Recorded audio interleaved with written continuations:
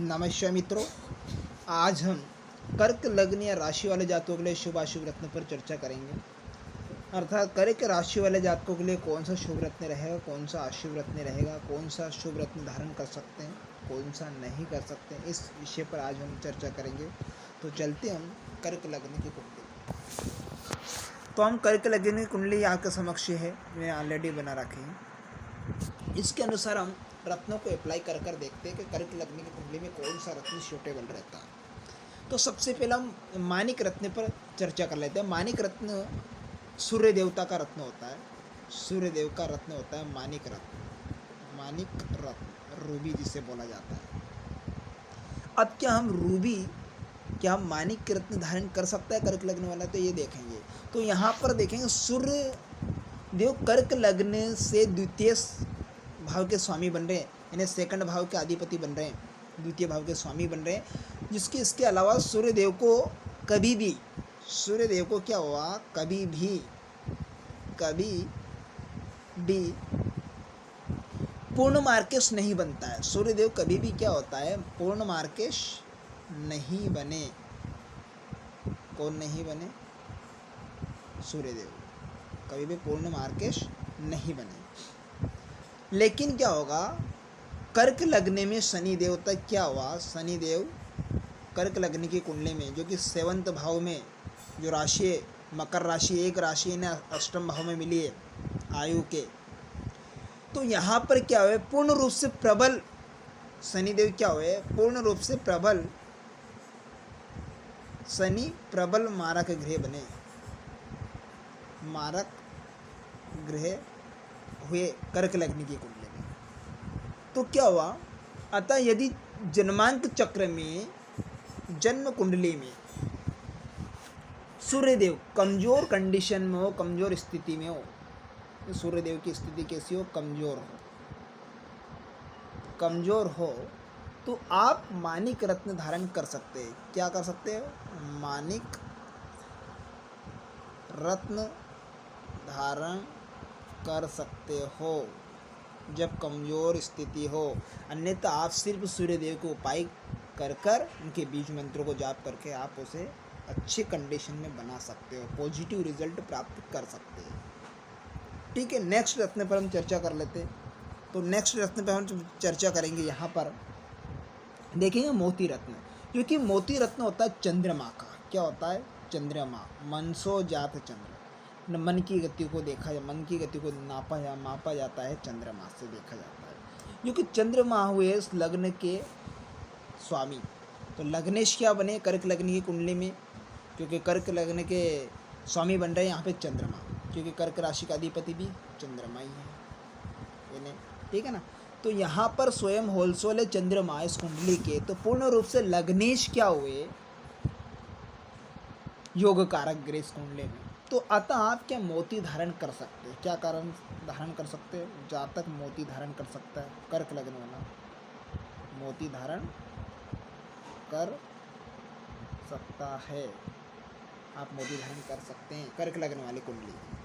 अब नेक्स्ट रत्न पर चर्चा कर ले, मूंगा रत्न, मूंगा कोरल जिसे बोला जाता है। मूंगा रत्न क्या जातक को धारण करना चाहिए कर्क लग्न वाली कुंडली, कर्क लग्न वाले जातक को? तो इस पर हम चर्चा करते हैं। मूंगा रत्न होता है मंगल देव का। किस ग्रह से रिलेटेड होता है? मंगल देवता से। ठीक है, पृथ्वी भूमिपुत्र मंगल देव। पंचमेश और दशमेश भाव के स्वामी हुए मंगल देव, पंचम भाव के स्वामी और दशम भाव के स्वामी, जो कि मंगल देव की एक राशि त्रिकोण में मिली जी, पंचम भाव त्रिकोण के घर के अंतर्गत आता है, और दशम भाव केंद्र में, जो 10वें घर में मेष राशि। तो दो राशियों का अधिपति इन्हें बनाया गया, एक दोनों ही राशि अच्छे स्थान पे मिली। तो अर्थात एक त्रिकोण में, एक त्रिकोण भाव में वृश्चिक राशि, और दूसरी राशि केंद्र के घर में दशम भाव में। तो दोनों ही घर अच्छी कंडीशन में है, दोनों ही घर अच्छे हैं। तो ऐसी स्थिति में मैं एडवाइस दूंगा कि आप मूंगा रत्न धारण कर सकते हैं। तो कर्क लगने वाले जातक क्या कर सकते हैं? मूंगा रत्न धारण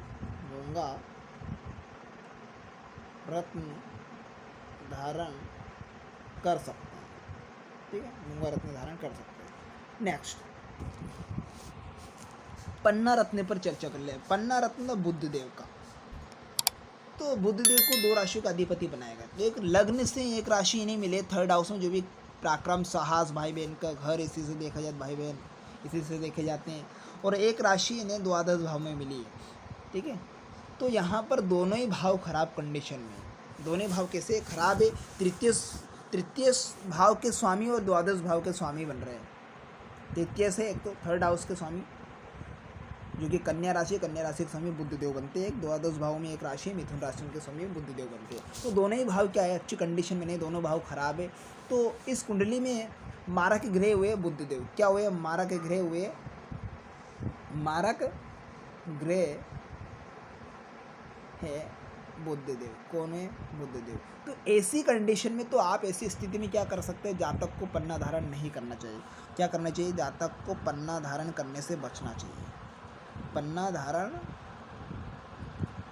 नहीं करना चाहिए, नहीं करना चाहिए, ठीक है। जब ये थर्ड हाउस में और 12th हाउस में कर्क राशि की कुंडली में कर्क राशि वाले या कर्क लग्न वाले जातक पन्ना रत्न धारण नहीं कर सकते।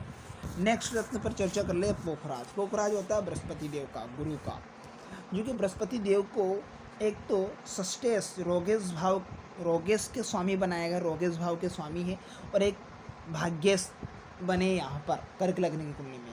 तो रोगेश और भाग्येश, ठीक है, ये दोनों ऋण देता, यानी षष्ठम भाव ऋण, रोगेश, शत्रुता के घर में एक राशि इन्हें मिली है, और एक भाग्य स्थान में एक राशि मिली है बृहस्पति देव को। तो यहाँ पर क्या हुआ, तो भाग्य भाव को रोग ऋण का स्वामी है, तो भाग्य का स्वामी भी है।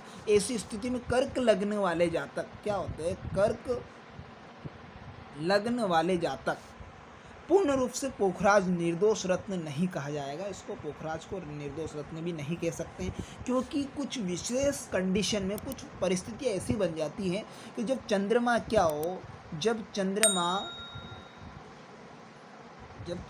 क्या हो कि जब वो धनु राशि का हो या मीन का हो, कर्क लग्न वाले जातक सुनना, कर्क लग्न वाले की कुंडली में जब चंद्रमा धनु का या मीन राशि का हो, तो ऐसी स्थिति में रिकमेंड करूंगा कि ऐसी स्थिति में वो पोखराज धारण कर सकता है।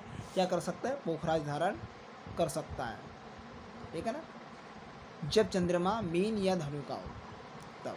अन्यथा यहाँ पर सिर्फ बृहस्पति के उपाय करके ही बृहस्पति को पॉजिटिव रिजल्ट देने में सक्षम करें, उन्हें प्रबल बनाए पॉजिटिव रिजल्ट, ताकि वो दे सके, ठीक है। नेक्स्ट रत्न पर हम चर्चा करेंगे। तो यहाँ पर देखेंगे हीरा पर। हीरा रत्न होता है शुक्र का, किस ग्रह का होता है, शुक्र देवता का। अब यहाँ पर शुक्र होता है हीरा रत्न, डायमंड जिसे बोला जाता है हीरा। तो हम इस पर चर्चा करते हैं, अप्लाई करते हैं, कर्क लग्न वाले जातक के लिए अच्छा रहता है या खराब। तो हीरा आपके लिए विशेष बहस साबित नहीं होगा, कुछ खास नहीं होगा। जो डायमंड रहता है कर्क लग्न वाले जातक के लिए शुभ नहीं है वैसे खास, क्योंकि एक राशि ने 4th हाउस में मिली, तुला राशि का अधिपति शुक्रदेव, एक राशि ने 11th भाव आई के घर में मिली है। तो एक यहाँ पर एक राशि ने 7th भाव में हुए और दूसरी राशि 11वें भाव में। तो ऐसी स्थिति में क्या होता है, लग्न के भी शत्रु है और ऐसी स्थिति में मारक ग्रह हुए। इस कुंडली में क्या बन गए, शुक्र देवता मारक ग्रह, क्या बन गए, मारक ग्रह, ठीक है ना।